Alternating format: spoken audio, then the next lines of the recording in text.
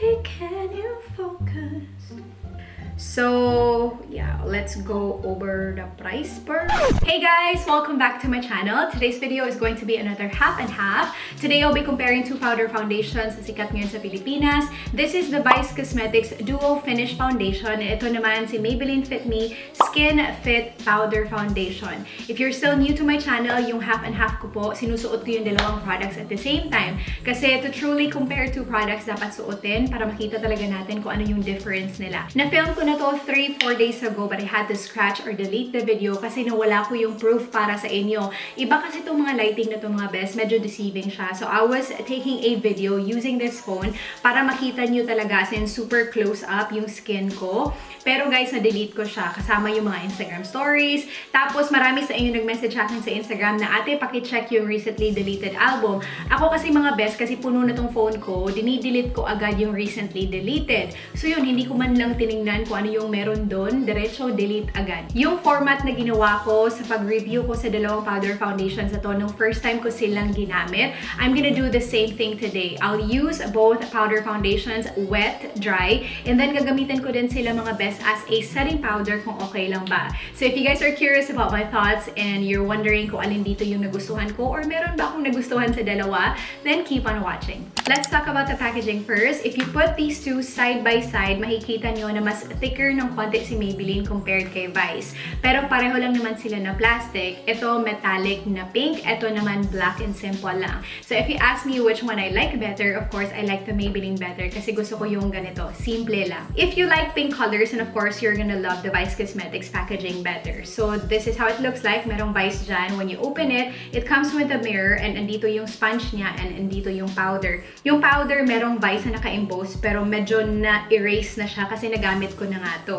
And then ito naman si Maybelline Fit Me. When you open it, pareho lang. Merong mirror and andito yung sponge and dito yung powder foundation.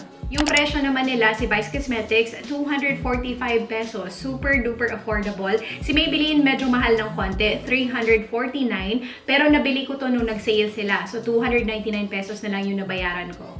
Maganda yung shade selection nila in fairness. Si Vice Cosmetics, 8 shades yung available. Si Maybelline naman, 8 shades. Pero guys, just by looking at the pictures, feeling ko mas swak na swak sa skin tone and undertone ng Filipinas, si Vice Cosmetics. Kasi si Maybelline, medyo may pagka-cool undertone or cool tone. Dito pala ako nagka-problema sa shade nila kasi sobrang magkaiba yung color nila. Si Maybelline, I got it in the shade 120 Classic Ivory. And ito, mas maputi sa akin. Ito naman, si Vice Cosmetics, yung kinuha ko na shade PUTINAMEZ. I should have gotten the Chesa shade para kung mag-oxidize sa akin, swak na swak sa color ko. Pero ito mga best, maitim talaga sa akin. Makikita nyo yan mamaya. Before I forget this part, alam ko marami sa inyo ayaw na talagang gumamit ng Maybelline because they're not cruelty-free. So Maybelline, hindi siya cruelty-free. This one's vegan and cruelty-free. Naka-zoom in na kayo and welcome to my bare face. Nakakilay lang ako and then moisturizer. Hindi ako gagamit ng primer today. On the right side of my face, I'll put the Duo Finish Foundation from Vice and ito naman si Maybelline sa left side. Maglalagay muna ako ng concealer mga best. I'm gonna use the Born This Way Multi-Use Sculpting Concealer and this is in the shade Light Beige. Flawless airbrush look from medium to full coverage. Multi-use can be applied using a sponge or brush, wet or dry. I don't have perfect skin. I have a lot of hyperpigmentation, acne scarring, and yung mga veining sa face. So makikita niyo talaga kung hanggang saan yung coverage ng mga powder foundation na to.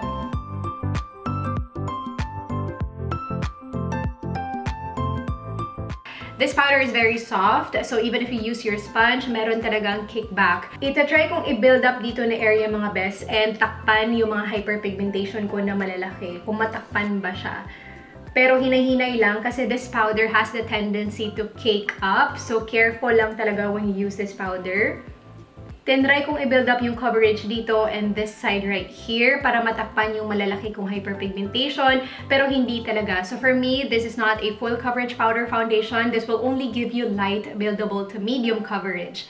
As what I always say here sa channel ko, kung flawless na yung skin mo to begin with, then of course, full coverage na itong coverage na to sa inyo. Kung wala kayong blemishes, pero kung meron kayong mga acne scarring or mga ganito, mga hyperpigmentation, then hindi niya matatakpan talaga completely. So this is how it looks like on my skin now. Yung finish ng powder foundation na to, soft matte siya. Tapos, dry skin kasi ako mga best, kaya na-emphasize niyo yung dry patches dito sa gilid ng ilong ko and dito. And yung sabi niya na blurring properties, mag-blur out yung pores.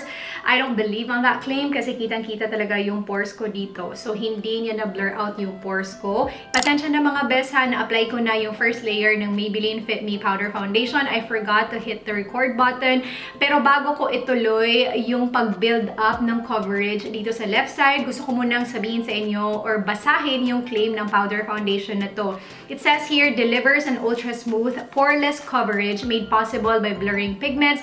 So, nagkiklaim na naman to na mabablur out yung pores ko. Next, it is an ultra-breathable and ultra-lightweight made possible by micro-velvet powders. Shows no caking, no cracking. It has SPF 32 PA+++.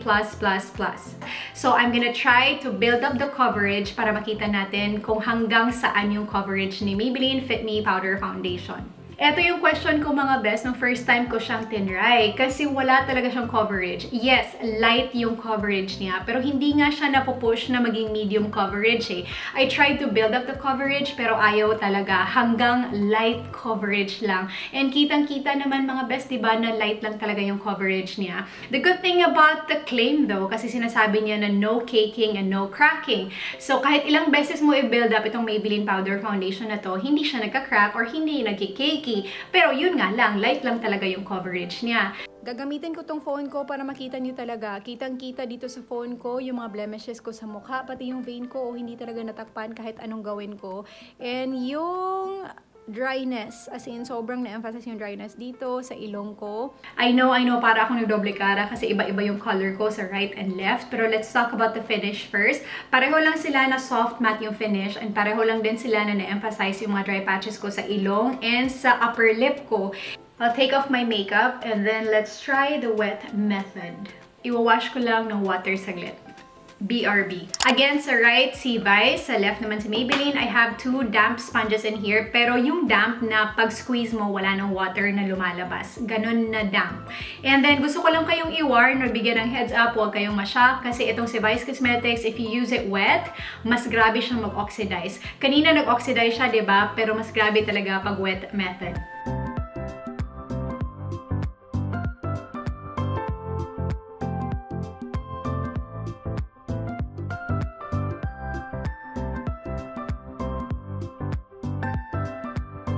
Again, pareho lang din na soft matte yung finish niya.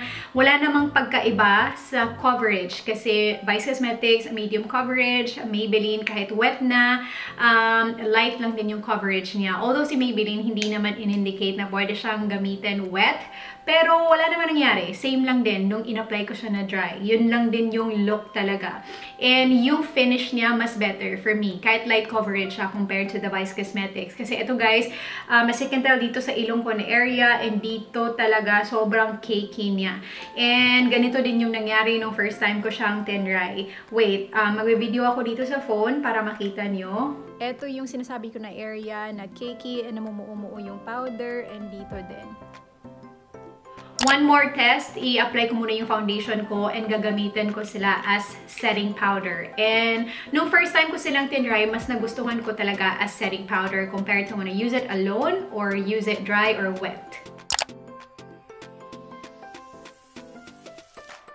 Tapos ako pa foundation yung ginamit ko, itong Givenchy Photo Perfection Fluid Foundation. And again, concealer, same lang din. Too Faced Born This Way Concealer in the shade Light Beige. Yung shade ko nito, 104 Perfect Cinnamon. To set my foundation in place, again, on the right side si Vice and si Maybelline naman sa left. So, i-apply ko muna bago ko sasabihin sa inyo yung final thoughts ko about these two.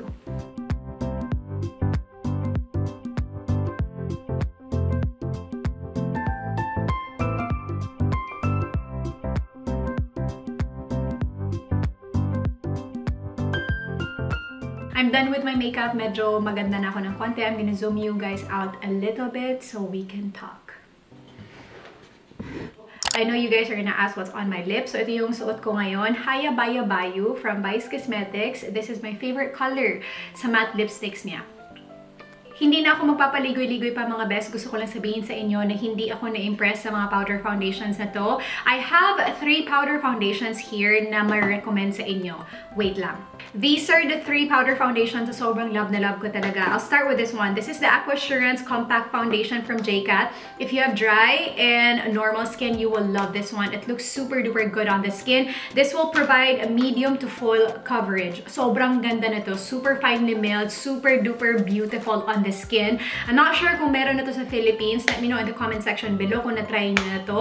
I'm sure mag-work din to if you have combo and oily skin. Kasi marami din ako nakikita sa YouTube na nag-review na to. Di ba si Tati oily skin siya? And sobrang love na love niya tong powder foundation na to. And yes, maganda talaga to guys. As in, nare-rave to ng mga YouTubers for a reason kasi it looks really, really nice on the skin. Ilana Mineral Cosmetics, merong loose nito, meron ding pressed. And mas gusto ko yung pressed. And as you can tell, gamit na gamit ko na talaga tong powder foundation na to kasi gusto ko siya. It looks super duper good on the skin as well. And pareho lang dito sa AQUASURANCE from JCAT. It will give you medium to full coverage. And para sa akin, okay siya sa lahat na skin type. Dry, normal, combo, and oily. And last but not the least, ito guys, may recommend ko lang if you have dry and normal skin. Ako, I have dry skin, that's why I like this one. This is the IT Cosmetics or IT Celebration Foundation in Illumination. So, sa word na illumination, meron siyang luminosity ng konti sa skin. That's why I like this so much. And if you guys are wondering pala about my shade dito sa IT Cosmetics, light yung shade ko.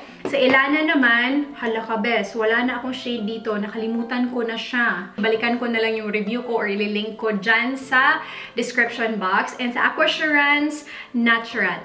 These two, pasensya na hindi ko talaga ma-recommend sa inyo. Hindi ko sila nagustuhan. If you like this, please do not kill me or please don't get mad at me.